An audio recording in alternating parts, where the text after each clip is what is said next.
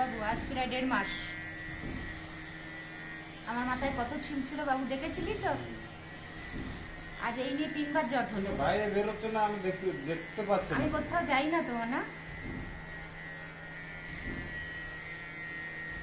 এই 3টে অপারেশন হলো না, তারপরে আবার ডান দিকের কিডনিটা খারাপ আমার, যত্ন নিতে পারি না। এই তাড়াহুড়ো করছিলাম কেন, যদি বৃষ্টি হয় তাহলে তো আবার জল ঢুকে যাবে, আবার আসতে পারবি না বাবু। ওই কারণে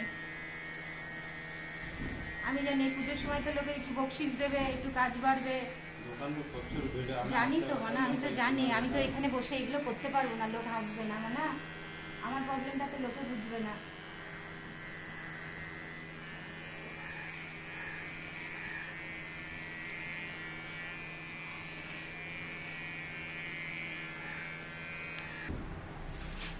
পয়সা দে, পয়সা দে।